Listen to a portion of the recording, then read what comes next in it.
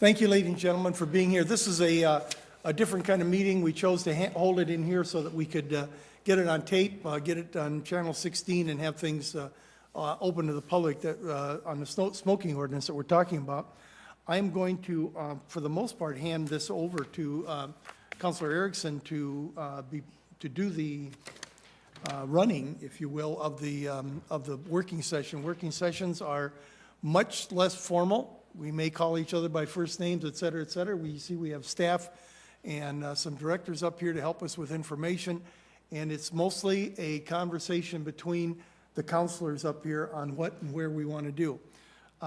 So I want to, though, point out a problem, a misprint, that's a better word, misprint, on the two ordinances that you have in front of you. You'll see one has, on the upper left, it says first reading, second reading, and it has all the dates on it, and it says ordinance number 115-16. That is not the correct ordinance. That is the ordinance that says there will be no smoking. Smoking is prohibited anywhere on city property. That is not the one we passed. The one that is blank, if you look back on section 92.211, prohibitive contact or prohibited conduct, that the use of tobacco products and electronic smoking devices is hereby prohibited on city playgrounds and facilities where youth activities take place. That is the one that we confirmed. Is anybody want to challenge me on that? Feel free if I'm making a mistake, but I think I'm correct on that. I just wanted to make sure that anybody who's out there sees that the one that says it's ordinance is not ordinance. The one that says it has nothing is really the ordinance. Correct? Okay. You were trying to sneak something through on us? But Was that what you were trying to do? Okay. Mr. Chair, just Yes. to clarify though, the one that is numbered 115-16 is what was presented originally Correct. and was essentially voted down. In sense, Right. yeah, Okay, good. exactly All right. right. Exactly Thank right. you. That was the proposed. And further clarification, is the purpose for that just for comparison? Yes, I believe so. Yes. I believe for reference, yeah. Thank you. The other things that we received is tobacco-free ordinance, the one that's approved and the one that isn't. Health and Parks proposed tobacco-free ordinance, which we basically made ordinance, we turned into ordinance, that was a policy. And the executive orders for tobacco-free in Sioux Falls, South Dakota, and for South Dakota, Park and Recreation tobacco-free policy, the library's rule of conduct, and the city lease and managed property map, which we all have. So just so they know, everybody knows what we've got in front of us. So with that in mind, Councilor Erickson, would you take over and start the conversation, please? thank you. And just to give a little bit of background of why we are here today is back in December when this was proposed, a change was made, and as Councilor Raufing had indicated, what passed is here. And during many of our statements was kind of restarting over, finding the common ground of what makes sense, what doesn't make sense, and finding that common ground. So upon doing that, I know it's a little different being in this room, but we certainly want it to be a casual conversation amongst us as council as well as staff, and have it be all-inclusive, as well as those in the audience. We may have some questions and how do things work at your facilities, or whatever those questions are. We've had some time to think about this since it was brought forward and the changes that we passed, to discuss if there is common ground, and on that big spectrum of doing nothing to a full-on ban, what does it look like moving forward? So I'd open it up to the council. Really, this is our chance to have that free-flowing conversation of ideas you have, things you like, things you absolutely do not like, and vice versa. Talk about the managed facilities, talk about what the state does, talk about the parks policy, talk about whatever is free-flowing. So we all were very vocal during the time that we talked about this, and so I just ask that you share your comments if there's anybody that would like to start off the conversation. Movement to adjourn? Pass. Go ahead, I'd be Pat. glad to start if you don't mind. I guess for me, one of the things where I'd like to start this discussion maybe is with our managed facilities. We did get to hear from Terry in the pavilion and some of those. So if you don't mind, Terry, would you start off with kind of where your position is, how your agreement with the city works at this point? If it was something that we would want to consider, you know, whether it's a space at the door. My concern probably at the entertainment center more than anything stems with people checking in and out to go outside to smoke, and whether, in your opinion and your staff's opinion, if that creates a security issue as well as, you know, I mean, it's obviously not good for public health, but at the same time, kind of take me through. Would you object if we banned it the entire facility, we created a buffer zone, we eliminated some of that checking in and out? I like it that you get to be first. I'm sure you're appreciating that part of it. We so. would be happy to work with you on all of the above, actually. You know, if we did a total ban and it was city ordinance, obviously it makes it easier for us to enforce. I know people have compared it to what we've done with the ban on handguns, but alcohol and handguns do not mix, so that seems like a logical thing. Plus, we sell more than 51% of our sales are derived from alcohol, so technically you really can't carry a handgun. But when it comes to smoking, part of our problem is just the way the facility is structured. You all walk through the same space, and in South Dakota, it's windy, it's rainy, it's cold, it's hot. You know, there's really not that perfect day to stand out in front and have a cigarette. So people kind of huddle right by the doors, so everyone has to walk through that.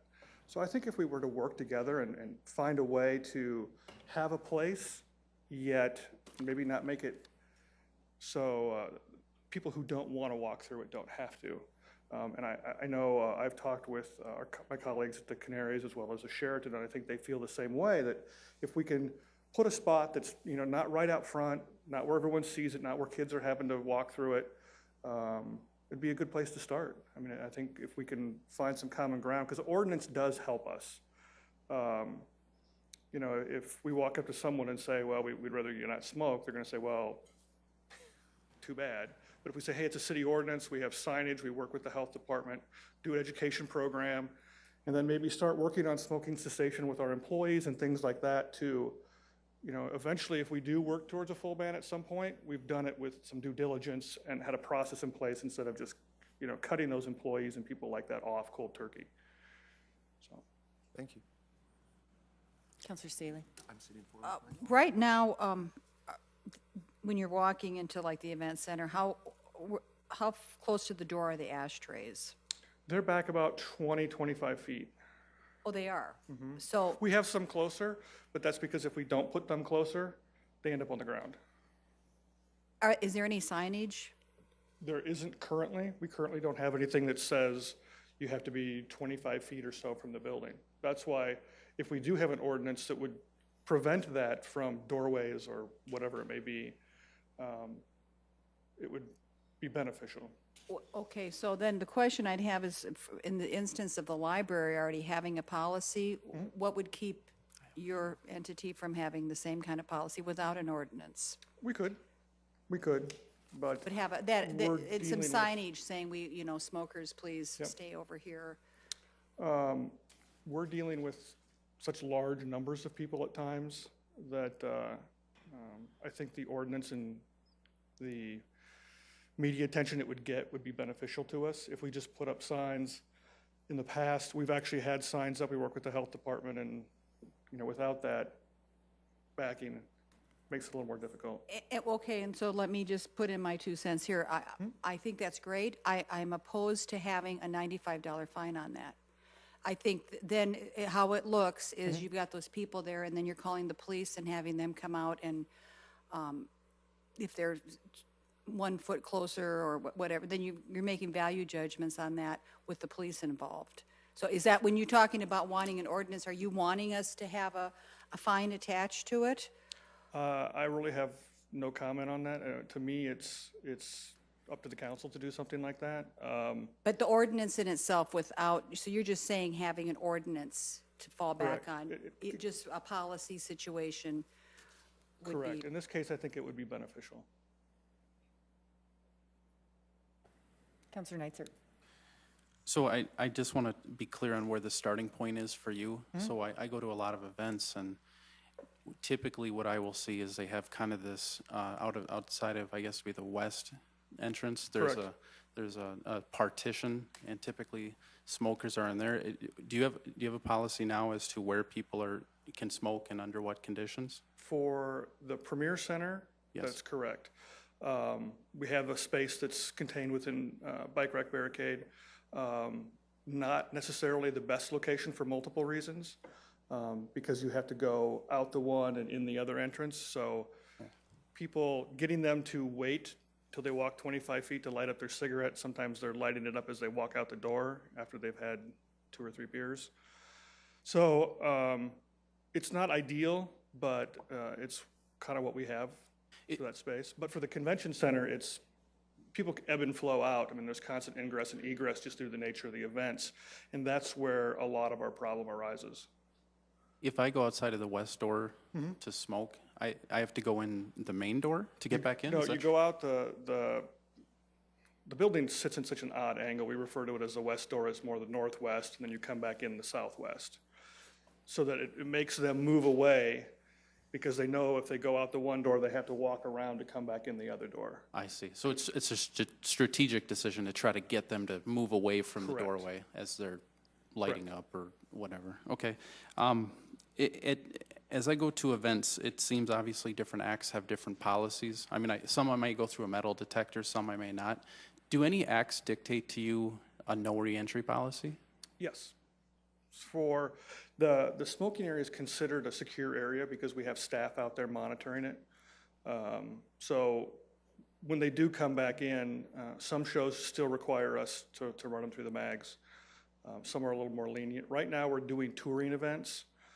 Those are the ones where you have the most problem with security issues. We're not doing Stampede and Storm and things like that. So to be clear, even if there's a no reentry policy, somebody can go outside And smoke, and as smoke. long as they stay within that contained space that's monitored. Okay. Would you be worried that whatever it would seem to me you're the expert. I mean, you run the facility, you know the day-to-day operations, that maybe you'd be in a better position to come up with the policy. Does that, concern you? I mean, whether we'd come up with something that didn't work real well for you? Or? I think if we work together, we can find a way to do it. Like I said, the ordinance helps us when it comes to enforcement. Plus, I think if we work with the health department and we can come up with language, whether it be that, we have the right to designate an area. It could be within certain parameters, but, we need to be a little bit flexible.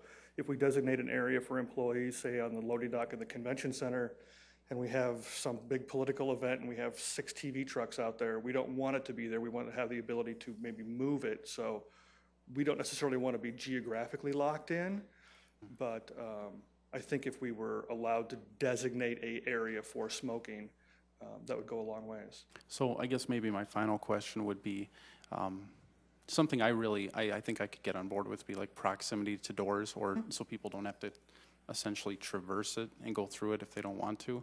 So maybe moving it away from the doors. But the other question would come, as you move it away from the doors, does that start to, how do you work that out? If we say it has to be, 100 feet away from a door, now it's hard to kind of keep them in a secure area. Now you're kind of a catch-22 of, do you have to? Well, the area at the Premier Center, 25 feet away from the doors isn't so bad because you actually have about 200 feet of space, of linear space. So getting them to move away isn't so bad. I would guess you'll see our industry go to best practices here in the next year or two, where you'll start to see a no reentry policy in general that will have nothing to do with smoking. It'll just be simply a security issue. Right now things have been pretty good and pretty calm in our industry as far as security risk assessment.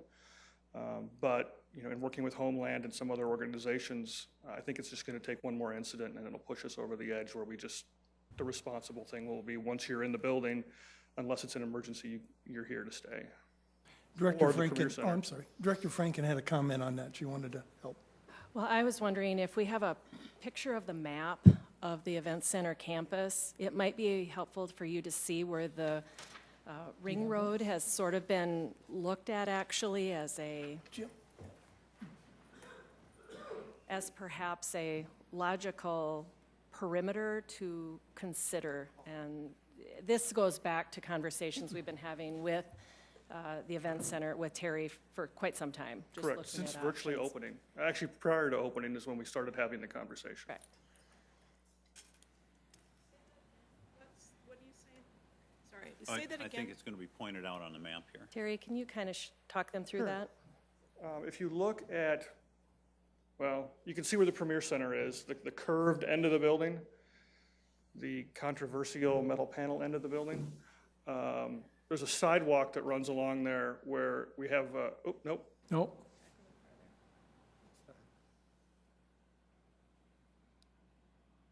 Right. And then the convention center, it's just a canopy out there. People have a tendency to congregate out there.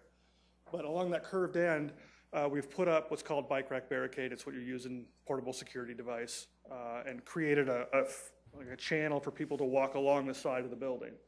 So they can come out the one door where you can see the two sidewalks that come out at angles to the building, to that curved section. They come out the doors where those are, and then they actually have to move from the one side and come in the other side. It gets them away from the building. So getting them away from the door isn't such a big deal in this instance, but it is at the convention center, just because they're going to stand where they're out of the wind and where they're out of the rain and those kind of things. So the area that, on this map, that you would see that could be a consideration and would be very easy to have signage, et cetera, would be the road that Correct. kind of rings around the convention center, the arena, starting with the Arena Convention Center, Denny Sanford, and around. It makes sense to us, but it might not be as easy to see on this map, but it's that road that kind of takes you around. There's places for signage, there's places you could put, canisters for extinguishing your cigarette and, If you see where dropping it in. that P is right in front of the convention center. There's a great place for signage there as well as further out too. So there's grass, so we won't have to be cutting up sidewalk or drilling into the pavement to place signage. Terry, tell me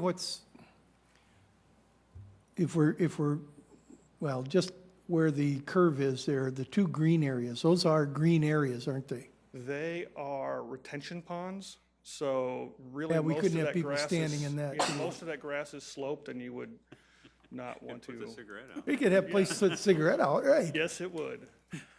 And when it rains, they are full. So What's the school district's policy when we're doing this at the same time? Because with the Howard Wood and their grassy areas, how far do they require people to be part of that? there is no smoking on their property, which is technically inside the sidewalks around Howard Wood. We do have an agreement with the parking lot on usage as part of the land that the school district gave back when the convention center was built. But it's still technically city property and we control it. So people can smoke in those lots. They just can't be on city property or on school district property. And the same with the school district building straight across from the Premier Center.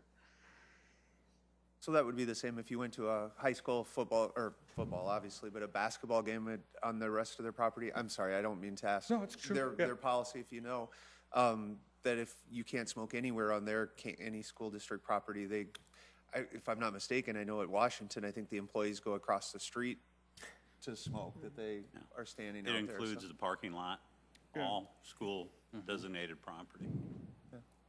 Correct. Terry, you'd mentioned that certain acts require in their contract a no reentry clause. Have you considered just extending that to all acts? I mean, if you do it with certain It's been something we've considered from the start. Just due to the nature of this facility, many facilities have areas that were designed to be a smoking area. Ours was not built with that in mind necessarily. So we don't have a good place to put people. Down in Lincoln, Nebraska at Pinnacle Bank, they have a balcony area on the main concourse where everyone can just go outside and smoke. They're 20 feet off the ground. It's a secured space. You're not going to have someone handing off some contraband or whatever it may be to them easily.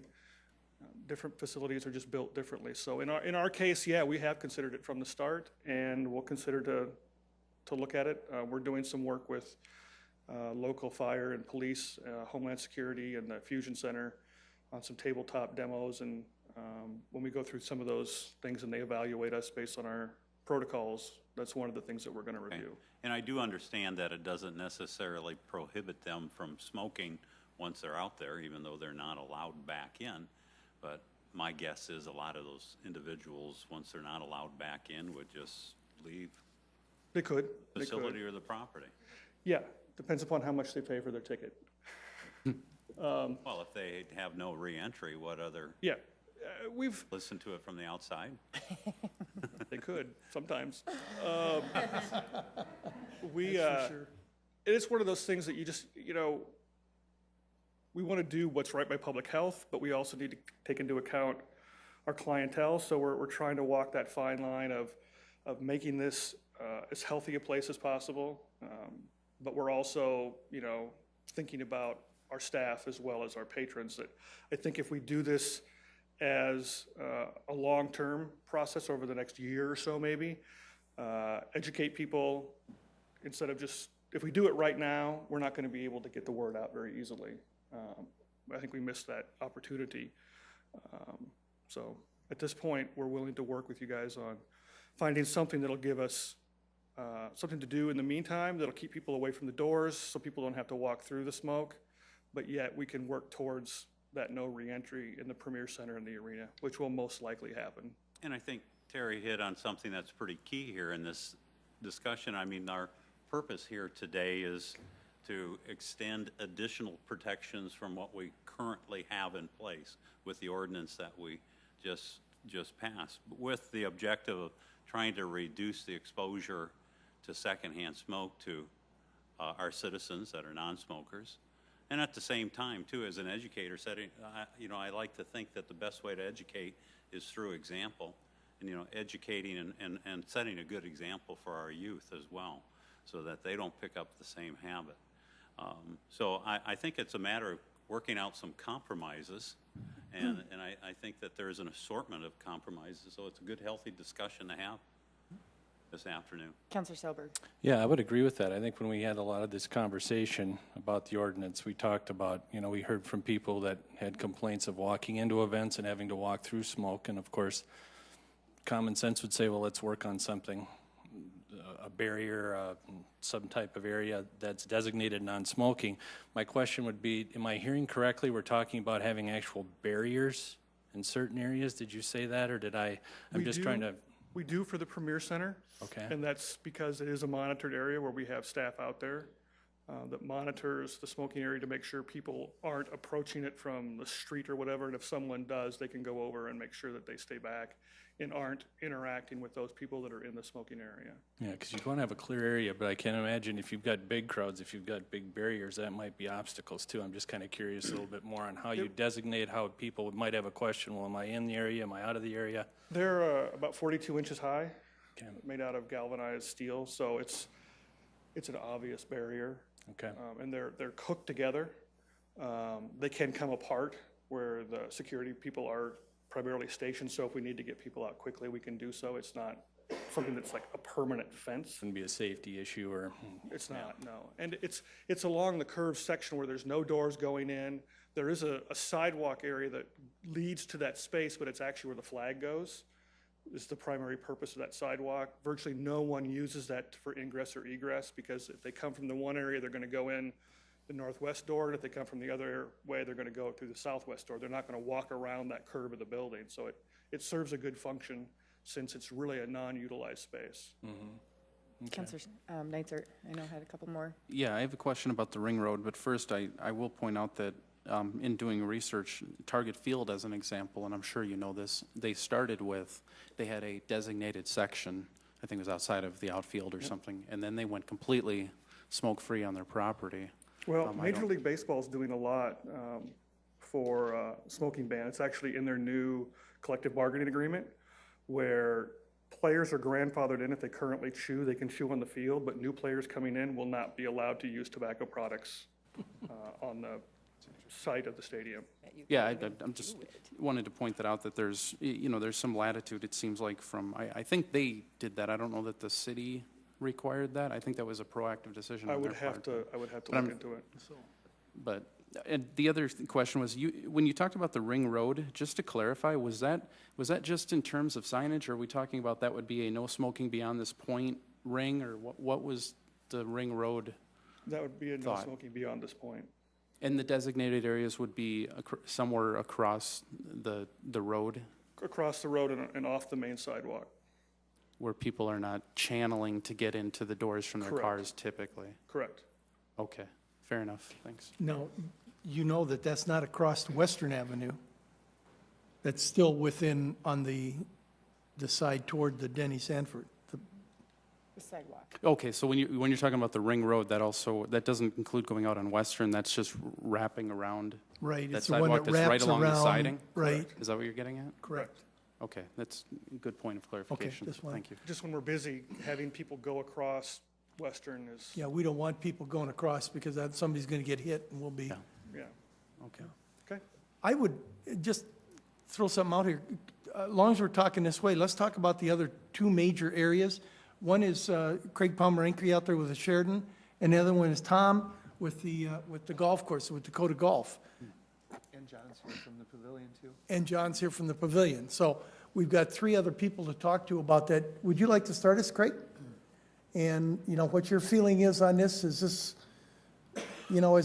as a person who does a bit of traveling, I don't like to go into a room that's been smoked in. Right. My wife especially, but, I also like this. Do we need to, what is your policy now? Where are they going to smoke and that kind of thing? Because I know Sheridan has a. Right. Well, our industry, for the most part, has gone non-smoking. There's a few brands out there that still allow smoking rooms, but our brand, which was a Starwood brand, which is now a Marriott brand, is completely non-smoking. All the hotels, I think all the Marriott brands are non-smoking now. We, at that particular location, went non-smoking, I want to say back in 2005, 2006, so it's been quite a while. Most guests that travel, most people that travel nowadays know that. A lot of people look for a non-smoking hotel, quite frankly. And that becomes a very popular choice. So we'd rather be non-smoking than smoking for that reason alone. And we've seen guests through the years, there's just less and less smoking. So it's become a very positive, healthy trend. Right now, guests will go out two different doors to smoke. They'll either go out the front doors or they'll go out on the north, kind of the northwest, northeast corner. Kind of. Gotta speak a little louder here. This area right here or in the front. And as you know, any of you around smokers, they've already got the cigarette in their hand, they got the lighter in their hand. As soon as they hit the door, out the door, they're starting to light up anyway. So they stop right there. So we've identified that area on the northeast corner, about 40 feet away from where the two buildings link together, that we think would be an ideal spot to put the non-smokers. There's not any hotel rooms around there. It's on the first floor. It's kind of a little bit, what we call back of the house area. So I don't think anybody would be offended by it. We'd have to do some modifications, obviously, to make it a little safe because it's on some landscape rock right now, but that shouldn't be that big of a deal. I think it's just a matter of educating the guests. I'm sure there are lots of municipalities around the country that have similar bans, and there are a lot of hotels that, quite frankly, choose to go beyond their normal ban, their normal non-smoking ban, to extend beyond the property a little bit deeper. Most of those properties, they own the land, so they can make those choices any way they want. We haven't found too many that are on leased land like we are. But, our management company, our ownership is in 100% support of this and is more than happy to work with the city on providing that space. It's just a matter of educating our guests, which I don't think will be a problem. Do you have 100% authority outside? I think there's a state law restriction. Is that only you have to provide a designated room?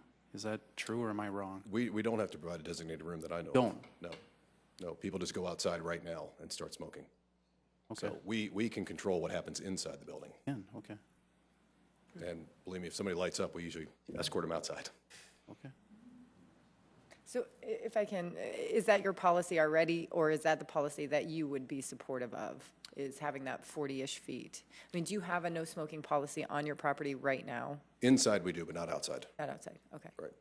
Right. But having a designated spot and away from the entrances is not an issue, am I hearing you right on that? I don't think it would be. Again, will it take education? Will it take take habit forming, absolutely. Right. But I think that with the area that we've looked at and we think will be ideal, I think it would work fine. Okay, I thank mean, you. what I found, at least with smokers in hotels, is 99% of them are pretty respectful. And they'll listen to you and they'll say, yeah, go on over there, and they're fine with it. You get the 1% that you kind of have to re-educate a little bit. Right, thank you. Any other questions? Go ahead, Counselor. With the policy now, I've been in other hotels, motels.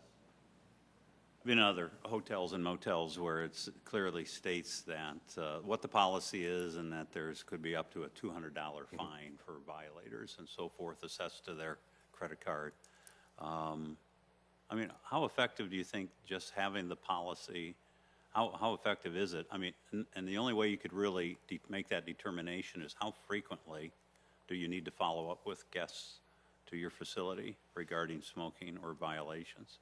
For the policy of smoking inside the rooms right now? Yes. You know, it happens maybe once or twice a month right now. And we charge $250, and I have no problem charging it. And I have no problem defending it when I get calls about it either. There are a lot of hotels in primary cities that are charging up to $500 and getting by with it. You know, I have no problem upping ours if we had to, if we think it's a problem. So having the policy in place, it only occurs 2 to 3 times a month. And how many rooms do you suspect you have sold during that month period? Well, I can't divulge that kind of information, as you can understand. We have 243 rooms, and you can probably do some investigation on Sioux Falls citywide occupancies are in the 60%. So it's not a whole lot. Safe to say that you've probably had hundreds of guests over that time period. Oh, absolutely, yes. Okay, thank you. Any other questions? Should we bring Tom up? Yep, sure. Tom, would you like to come up? Are there any questions for Tom? And First of all, when's it going to open? March 23rd. No, it's going to be before that. Hope so. any questions for Tom? You might get off What easy. would the, I know the golfers out there, because I'm one of them, you know, respect the non-smoking inside the clubhouse to a T. There's no problem with that. We've never had a problem there. Never had a problem with that at all. What would they like to see out there? Because I know there's a number of them that like to have a cigar, like to have a cigarette, as they're going along. I don't see a lot of cigar butts and cigarette butts anymore, but there are people who want to do that. You know, what have they told you what they'd like to see? Well, I mean, we did get some comments from golfers that because of the particular nature of the golf experience, it's not a highly densely packed area. You're usually hundreds of yards away from other players. They thought it was a little bit of at least some of them, a stretch to try to ban, throughout the facility. I don't think there's anybody that, and obviously we have the only areas that I think have a difficulty with around the clubhouse would just be the patios where, we do serve beverages and have an outdoor place for people to sit. But other than that, to not have smoking around the clubhouse, around the chipping and putting areas, the common areas, the driving range, I think that's all pretty reasonable. I don't think that never heard any blowback from that, but it just, out on the middle of the golf course, away from everybody within your own group, certainly had a number of players that expressed their. And that was the thought that I had. If it was restricted around the immediate clubhouse area and the other areas, especially where you're going to have children potentially playing or practicing on the greens or often driving range. We've had both those conversations and whether it's days where we specifically have a lot of kids' activities to do something, or just I think we're not standing in the way of a general proximity to the clubhouse type of arrangement. I think they came up with the idea that, hey, once you've left the first tee and once you've come, and then when you get to the 18th green, then those are the areas that would be non-smoking. You can't smoke until you get out on the course. The first tee and the 18th green are normally adjacent to the clubhouse area. Okay. And you don't think there would be much blowback? I don't. No, I don't think so. Like I said, the only thing would be the patios where people, we might lose some business from people who don't, but I gonna be think minor, if wouldn't be a big deal. And did you say you have had a lot of complaints or have had any? Like, We did around we the did have clubhouse? to deal with some pass holders who were concerned, about if the ban was all encompassing over the entire golf course. But prior to even the ban talk, I mean, is it common, did you have any complaints? Oh, People out on the about patio? smoking? Yeah. No, it wasn't anything we ever had to deal with. Do you have the authority to set whatever smoking policy or tobacco policy that you would like, do you believe? I think we can, yeah, I mean, we regulate how many players are in a group. We regulate some things without, ordinance or, approval. And, I mean, so I don't know, I'd defer to Don, I guess, in terms of our contract, where we start to overstep our bounds or what we're allowed to do, but, I don't know. You wouldn't be able to allow smoking in the clubhouse, though, because that's state law. Right. Yeah. Councilor Erpenbach, I know you had your hand up. Are you done? I was actually, thank you, Counselor Erickson. I was actually looking up, smoking bans on golf courses and finding that some of the bigger ones have banned it. The Masters banned it a couple of years ago, and to mixed reviews, especially for, and then Torrey Pines, is it Torrey Pines that's in San Diego? San Diego as a city banned smoking, and they own Torrey Pines, which is I don't golf, but I know Torrey Pines, right? They banned smoking on their golf courses during, even the major events that are on TV. I mean, the thing that I keep coming back to on all of this is that we're not inventing some wheel here. This is being done all over the country. But I guess my question for you then is, I know that you travel extensively for golfing. Golfing's big in your family. What kinds of things do you see at other golf courses, and what do you hear, especially now that this is kind of on our mind collectively? Do you have any sort of anecdotal research that you've done that? Well, I mean, I haven't played at a course that it had a conspicuous, smoking ban across the course. I obviously did, a fair amount of research into, even before this ordinance came up, as it is a, something that's a topic. And there have been, I think golf courses are kind of this unique municipal, one of the unique municipal features that is always with, a part of that conversation, and it's a mixed bag. There are some that have bitten the bullet and done it across the board, and I'd say there's probably at least, from my research, probably 50% that have carved out some exception for golf courses due to, the kind of unique aspects of the activity and its place. But myself, it's just not a huge deal. It's just not something that comes up on a regular basis either. Before there's a lot of other things that golfers get mad at me about other than smoking. Right. So. Well, and I guess golfers, Or other golfers, for that right? matter. So. Yeah. I guess that golfers are just typical members of the population, and the vast majority of people in the population don't smoke and prefer to not have smokers around them. So I would assume golfers are pretty much that same percentage. So thank you. I appreciate it. I would just say, like I said, if you're playing within a group, normally those people, and if one of them smokes, you put the smoker in the other cart. Sometimes, I suppose the one thing we had done is there have been groups of guys, and normally we like to put golfers together in a cart, so we only have one cart out instead of two. But that guy smokes, I don't want to ride with him. We'll let a guy take his own cart so that he doesn't have to ride with the guy who smokes if he finds that. But outside the group, anybody that golfs knows you rarely ever, get too close to anybody else for any length of time, that it's really not too big of an issue in terms of what other people in other groups are doing. Right. Thank you. Councilor Staley. Tom, I'm going to use you as kind of a liaison to another issue within this topic, and that is our whole park system. And you were talking about golfers enjoying a cigarette or a cigar, the enjoyment of these people. And you talked about open air, if they're over on certain greens, that they're not going to be bothering someone else. And so, I appreciate that. I'm going to just put that over into the conversation, which we'll probably get to here, is just parks in general, then I think that a general citizen, just an average citizen, might enjoy a cigarette as well. And if they're out in a Riverdale Park and no one else is around, I don't know that that's going to be any more damaging to our community than somebody on the golf course. So that's just my comment. I appreciated your comments. I'm piggybacking off of you. Thank you. Anyone else have questions for Tom, or we can move on to the, Well, I would just like to say that, policies can influence behavior, and that's a proven fact. That's why we have speed limits, and that's why we have policies that prohibit texting and driving, drinking while driving.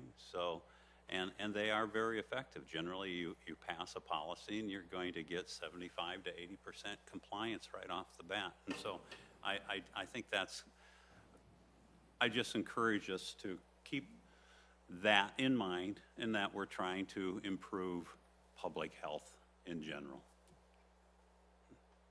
Nothing directed towards you. But thanks for standing there and listening, listening intently. Did we want to hear from the pavilion also? Thanks. thank you.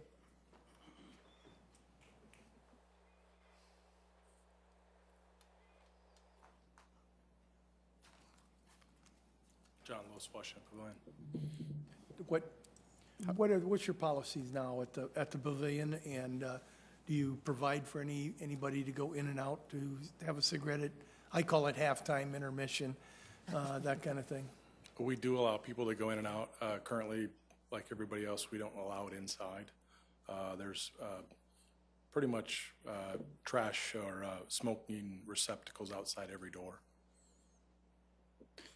Do you have a proximity to doors or any outside regulation that you enforce? Not currently, no. Okay. If we said, hey, no smoking within 25 feet or 50 feet of the doors, would that be a problem for you? If we just generally said that around? I don't see it would pose any concern directly. We'd have to do a lot of education of our neighbors because 25 feet out our front door is the middle of a street. 25 feet out the back door is the middle of a street. There's a couple doors 25 feet would still allow you to be on property.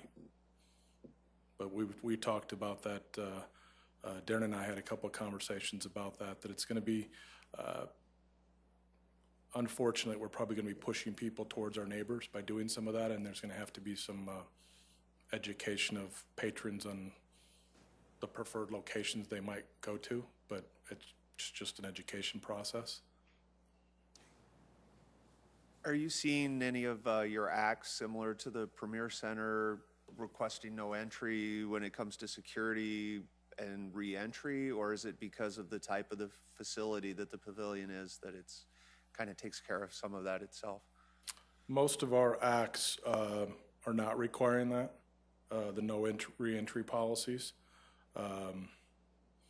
And we don't see a tremendous amount of smoking even with some of our acts. I mean, like with Stomp tonight, you might find a half a dozen people. Just because, I mean, if you leave the parking ramp, you smoke on your way in. Hopefully you extinguish it in an extinguishing container. You come into the show, it's a 90-minute show. You turn around and walk back out. They don't spend the majority of time at a show as long as they do at Terry's Place. Probably the alcohol consumption is less as well for most. We've looked at our numbers, and yes, our alcohol consumption is less than his. Work on that because you could use the extra funds, I'm sure. Sorry, had to. Any other questions for John?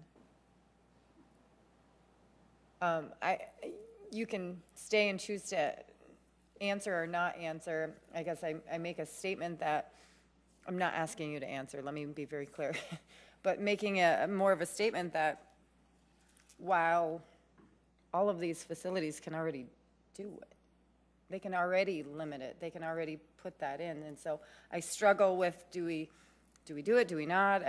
Just throwing that brief statement out as we move the conversation on to other aspects, but it's something certainly, if folks want to ban it and have that flexibility, they certainly can, or if they would like to, we pass a different policy or something, that policy can be certainly adopted as well through golf, the event center, pavilion, things of that nature, of any public access entrances. I don't know. I'm just making a brief statement. So I guess we can move on to if, What you're saying is what we've got going now with the ban on inside and people moving it farther away because the public has demanded it. They don't want to be walking through everything also. Is kind of working what's happening right now, and you're kind of questioning, do we need to add anything? for managed facilities. Yeah. Right. And, you know, with the event center, I mean, we full disclosure, we try to avoid the west entrance at all costs because that's where the smoking entrance is. And if there's a line to get in, for example, Eric Church had a pretty long line to get in as you went through, and you're outside for 10, 15 minutes. And so we try to go in the other doors because of that.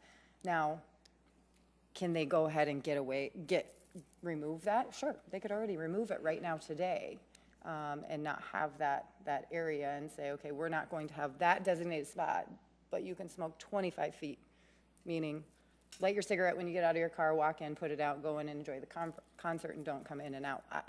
I don't know. You know, I'm not sure to what degree I want to put the representatives of the different facilities here today on the spot, but I'm kind of wondering, is there the possibility that you're looking for us for that leadership role in enacting an ordinance so you don't have to do it, or so it's easier for you to enforce it? I don't know that I want to have them respond to that, Right. because I don't want to put them on that spot. So I'm just going to put that out as more of as a thought. Right, but with that comes taking away some flexibility and making things that work for them for specific events. If, you know, we see them bringing in different kinds of venues that require a tent in the parking lot, do we want to, what does it look like? I don't know. But I understand what you're saying, and I understand it's certainly a lot easier to say, sorry guys, they made me do it, call your city councilors. Don't call and complain to me, call your city councilors, they voted for this. It's really what it does. Mm-hmm. The other thing that we need to consider as we're doing this is not just necessarily the what do we call it, leased or city property managed by a third property, but things like Yankton Trails where Jazz Fest and Peach Fest and that kind of thing are held, and do we require them to also have a designated smoking area, or do we designate that as because there's got to be a kid running around there someplace? I think that's a great segue that maybe Don can educate on if there is a potential permitting process, or what. I share this with you, and I know I've shared it in a couple meetings. Every single Jazz Fest, I get at least 3 complaints, and I'm like, remind me how this works again, because we're sitting in a chair, and 2 chairs over, somebody's lighting up a cigarette, and that certainly impacts not just that person smoking, but the 30 people around them. So does that mean a designated spot? What does that look like? And so I'm just curious if you could talk a little bit about that as far as requiring all special events smoke-free, designated smoking spots. What does that look like? Yeah, certainly one of the things that we did as a committee, as a steering committee, we certainly wanted to talk to those major event organizers like Jazz Fest, Hot Harley Nights. We even talked to the folks that are working on the Levitt Pavilion, and they're interested in seeing the tobacco-free happen at their events. Obviously, there was pretty good support from those different event organizers. Certainly with Jazz Fest, it was a little different dynamic because of the cigar tent that they had, and so it's a little different dynamic in that regard. But obviously, there's a high number of youth that are at those events, and currently, the Jazz Fest themselves have essentially designated the kids area as a tobacco-free area, because of the play apparatuses and things like that they have out there. But certainly, obviously our Parks and Rec policy that was originally crafted was really intended to try to prohibit the use of tobacco during youth events and around our playgrounds and our other sporting complexes where our youth are naturally going to be attracted to. And so I don't know that we have the silver bullet for special events, but certainly would want to continue to have that discussion because it does attract large number of people to those events. And in the case of some of the events, the congregation of the number of people, the cross-contamination, if you will, of the secondhand smoke is pretty unavoidable in a lot of situations, although it's a big space. So certainly we would certainly entertain and encourage the group to continue to talk about that to see if we can make some progress there. So when, again, to figure out where we're at right now, if somebody comes to you and they want to do a jazz fest, I assume they have to obtain some sort of a permit. Correct. Now, is there any requirement as far as, is smoking discussed at all, or tobacco use? Are they required to do anything? Not currently, because historically it's been during youth activities where for example, a youth softball tournament, for example, or a youth baseball tournament or a soccer tournament, the Midwest Regional, for example, that's coming to town this summer, that would be an event that's geared towards youth where that property or that event would be restricted. But as far as currently special events, there's really no check the box, are you going to allow tobacco or not? Okay, to follow up with a couple more things. So if I rent, as it were, Yankton Trails Park, or do I have the power in the area that I control to set, could I say as Jazz Fest, there will be no smoking with my event? Or is that I'm not sure about. Would certainly be glad to get back to you and talk to, I don't know if David has an opinion on that or not, but. Does our city attorney have an idea on that? Or just a comment? So specifically, if I rent a city facility, a park, can I establish a smoking policy during the term of my event? Well, Counselor, it comes down to, what type of control and possession of that property you have as a private citizen on a public piece of property. The cases across the country that have dealt with it have basically come down to the point where the person who has control of the premises can say, you're interfering with our use that we're permitted to do, and they could perhaps prohibit certain conduct. I think it'd be quite a stretch to say that they could prohibit smoking just by having a permit to use a certain area in a park on their own. Okay, and I'll just throw this out there. In doing my research, there are many ways in which some municipalities do it. They might require, if you apply for a permit, you have to provide us some sort of a tobacco plan. For example, you have to show a designated smoking area or something that passes muster with whatever the ordinance is, and then it could be declined, or it could be perhaps even appealed, or, so there's some ways in which you could give them some control where you could say, you need to show us how you are going to keep tobacco away, but we'll give you the latitude that you bring us the plan. It's almost like a conditional use permit. Right, and it seems very similar to what we use for alcohol. There has to be an alcohol plan that the police department has to review and approve, and so it's certainly something that sounds similar. Okay, thank you. Any other comments or questions on special events? Councilor Starr?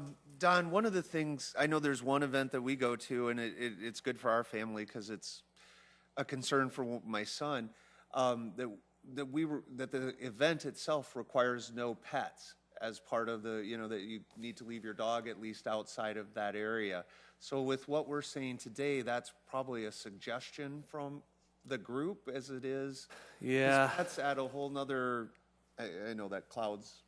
Yeah, I think oftentimes we think of pets as dogs typically that are at those events, but I know there have been times when other pets have arrived upon the scene at some of our special events, and I think historically the event organizers have tried to suggest that if they could move along, or people are either afraid or uncomfortable around whatever pet it happens to be. I know that's been tried.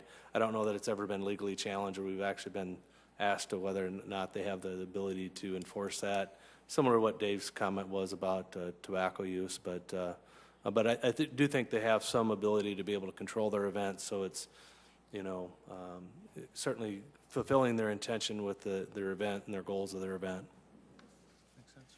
Thank you.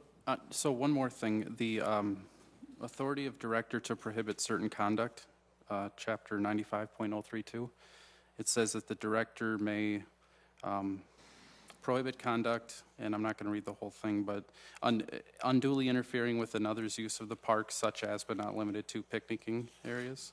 A notice prohibiting activity shall be conspicuously displayed. Do you interpret that you would have the authority to impose a whole wide gamut of tobacco policies by ordinance? Or? I can tell you in the past, over the years, the question has come up about alcohol consumption during a youth activity. For example, a soccer tournament or a softball tournament. In the past, the city attorney is indicated that as long as it's conspicuously signed, that I do have the ability to enforce that during, for example, youth events. And so the instruction from the attorney's office is that as long as you sign it, that, you know, alcohol consumption, for example, is restricted during youth activities. That was permissive under the city ordinance.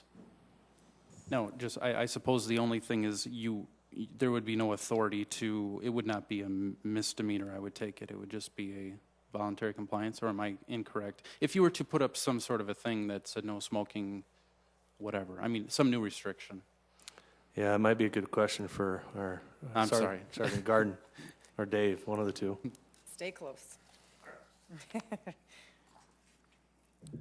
As far as, Counselor, a violation of 95032, that would be a quasi-criminal sanction under an ordinance.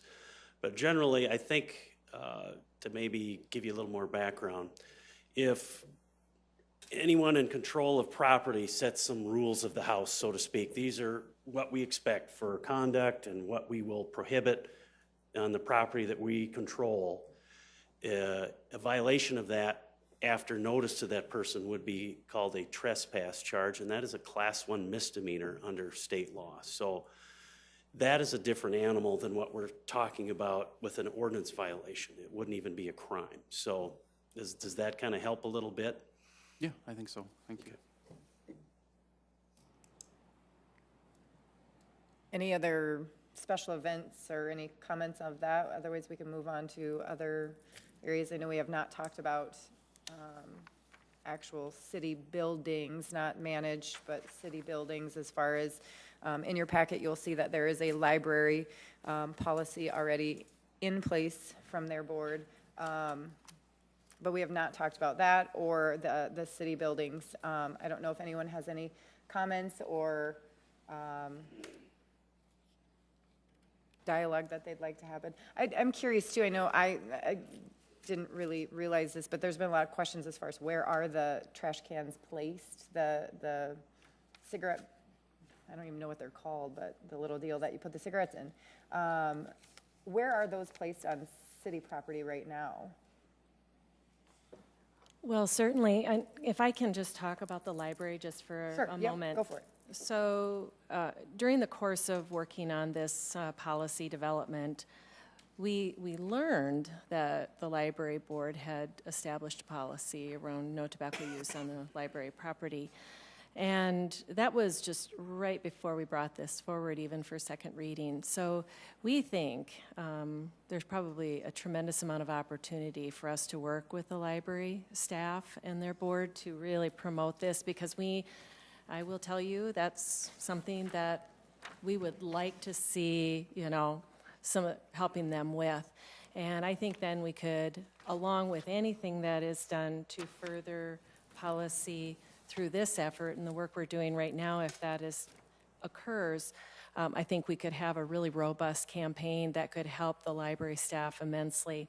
I think they've been dealing with setting policy, but then along the same time frame that they did that, we were really ramping up the work we were doing with Live Well Sioux Falls and really promoting healthy behaviors, healthy lifestyles. The two just didn't merge quite yet. We've been doing a lot of other good work, and so I think there's tremendous opportunity as far as other city properties and where they're disposed. We could probably get that information for you so you're aware of that, like right now where trash disposals are, but we don't have a policy for the general public. We have policy for employees that does not allow them to use tobacco at all during their working hours and while they're paid. And so even like a 15-minute break, for example. But for the general public, you could walk up to City Hall, for example, right before the turnstile doors and be having, smoking a cigarette until you decide to go into the building. And so that is something that I think we have tremendous opportunity for our city buildings that are on our various campuses personally to help affect that and create a better environmental situation, and also just to promote that for the employees as well, to further, give them the support they need not to be exposed to smoking when they're trying very hard not to smoke during their working hours. Is that helpful? Yes, very helpful, thank you. Anyone else have comments? Anything else? The other thing I did want to bring up, Attorney Fifley, I'm sorry, I see your pen on fire right now. In our packet also was an executive order, a no tobacco policy in the executive order, and I just wanted Attorney Fifley to just elaborate more on that as far as what does that mean now, what does it look like? Just give us a brief snapshot of that, I guess. The mayor of the City of Sioux Falls could certainly issue executive orders. The charter recognizes it in a couple different sections. Where the executive orders are different from, say, a city ordinance adopted by the city council is in terms of how they are enforced and who they can be enforced against. The city council by ordinance can pass a policy that would not only affect internal city policy, say city employees, but it would also include the public at large. Councilor Erpenbach, you will recall, about 5 years ago, we reviewed all 153 executive orders, a small group of us, and certainly the discussion, and it was very public at that time too, is we cannot enforce an ordinance, an executive order directly against the public. They are only enforceable regarding city employees. So at that time, we had an executive order that included a prohibition on firearms within city property, not only for city employees, but also for the public at large. And that was a very public pronouncement in terms of that portion of that executive order was repealed. So in terms of could an executive order, in terms of we've had a multitude of them, let me back up a little bit. In 1991, the then Sioux Falls City Commission adopted a smoking ban on the interior, the enclosed spaces within all city buildings that not only applied to city employees, but it also applied to the public as a whole. After 1991, starting in 1995, Mayor Gary Hansen issued an executive order, and there's been a series of about 4 or 5 executive orders since that time among all 3 mayors during that time span that ratcheted up the tobacco policy regarding city employees.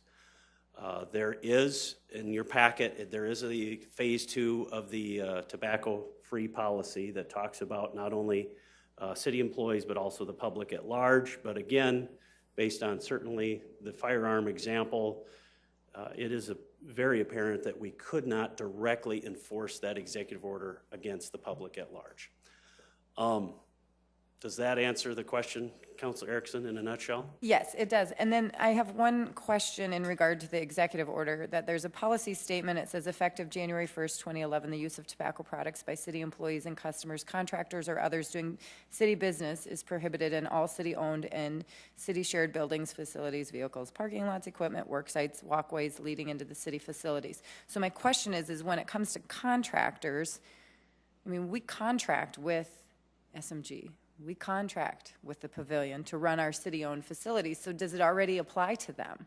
I think it refers to any vendors that have any sort of contractual agreement with the city beyond the managed facilities.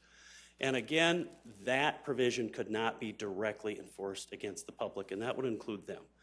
You could possibly have in each of your contracts, and again, the city enters into 900 to 1,200 of them every year, so we're aware of it. Wow. A required provision in every contract that if you come onto city property, you won't use tobacco of any sort. But in terms of how many people would be affected by that versus the public at large, I can't answer that Right. percentage question. Okay. Thank you. Thank you for the Thank you. snapshot of that. It's just better to hear it from you, in my opinion. Any other conversation, dialogue, any other aspects of it? Counselor? Well, it seems like we're starting to wind down a little bit, so I'd just like to go back to why we're here today. And I know that there was discussion at the time of the proposed ordinance, and when the proposed ordinance went down, that, all right, we can look at other avenues. It doesn't have to be everything all at once, that we could potentially enact this here or that there sort of approach. And I hope that we can accomplish that. And I think this is a good start here, having that discussion, and it will require some compromise. And one of the things, and I know that it is a concern of Councilor Staley's, because I do recall her talking about fines and the effect that would have on individuals. I mean, that's an area that we can compromise as well, because we know that the policy that we've had in place for 3 years now, because I was part of the health board at the time it was enacted, prohibiting tobacco use on our playgrounds with youth activities, that even though that's technically wasn't an ordinance and it didn't have an accompanying fine, it has been very effective in reducing the use of tobacco during those events.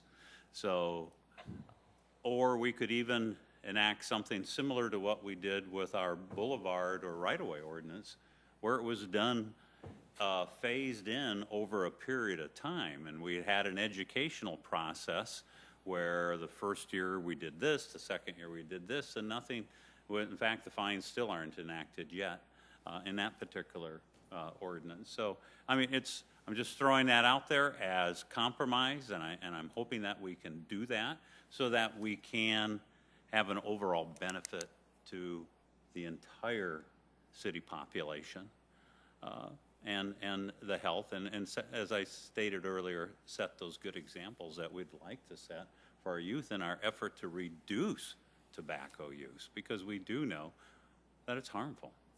There's not much debating that. So I think this is a good start. Counselor Selberg? Yeah, I would agree with that, and I want to thank Councilor Erickson for calling the working session. I think those of us who voted against the complete ban, I think we generally did want to continue the discussion and see if there's ways we can improve and shape it and get back to the drawing board and see what we can do. So I think it's been a very good meeting. I think it's a good place to start, and I hope we do it again soon. Okay, Anybody else? hearing no other comments or concerns or whatever, I will adjourn this meeting. Thank you very much for everybody for being here. Or did you have something else to add? I think it's important to talk about our next steps. Yes. As far as what happens next. First of all, thank you all for coming. I think Yep. it's very important to have just an engaged audience, regardless of where you fall on the issue. Like we said, moving forward, that there's got to be some sort of common ground to where we can have the conversation, whether you are a smoker or a non-smoker, and minimize the damage for each person. And so the next steps, as we've discussed, is having this full working session here today, as well as then kind of regrouping our notes, getting together. I'll meet with Jill and, Director Jill and Mary Michaels here, and we'll kind of continue, get some notes down, we'll continue the conversation, and then we'll bring this in February to the Public Service Committee for further review, any potential proposals at that time. Makes sense. If the public or if any counselors have any suggestions or ideas, I just ask you to bring them forward and, engage your counselors. Thank you. Thanks, everybody. I know there's open discussion too. I don't know if you wanted open discussion on our agenda. Yes, there is. Oh, there is, yes. Is there any open discussion? Seeing none, we are adjourned. Counselor No, we're not. Kelly had No, open it. I did have my hand up, Counselor. So, I would like, I like the idea of having a working session. And I'm not opposed to the idea of having it videotaped and on camera so the rest of the public can view it. But I just am not comfortable in a working session. We're all on an even playing field. And with me sitting up at the dais, it separates me from you. And I'm not really comfortable with that. So if we could find another way where we're not seated in this fashion or format, I'm just throwing it out again, but it's just something to consider that is maybe more conducive to a work session. It would be nice if we had a facility that would allow us to do that and not have to bring in special equipment to do the filming or the videoing and have the good sound system that we have here, so that everybody at home and when it is recorded, they get the good audio on it. So that's the reason for having it here.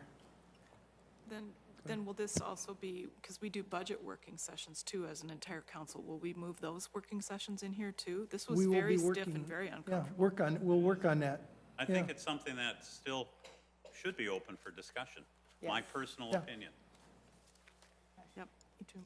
Counselor Knight. I would just offer, I'm not too concerned about what chairs we sit in or what room we're in. I just think it's valuable that the entire city has been able to watch this, and they can watch this back and give us feedback, because that's who I really want to also hear from. So regardless of the venue, I think it's a great thing that it is being videoed, so. Yeah, I think we had a good open discussion. There was nothing that stopped us from visiting or talking back and forth in this venue, or asking any of them to come forward and visit with us or give us a testimony, if you will, or give us their expertise. So I just, we'll discuss it. It will be discussed. Go ahead. Well, Teresa. and this is only my second working session, so we were having a dialogue yesterday, some of the other council members and myself.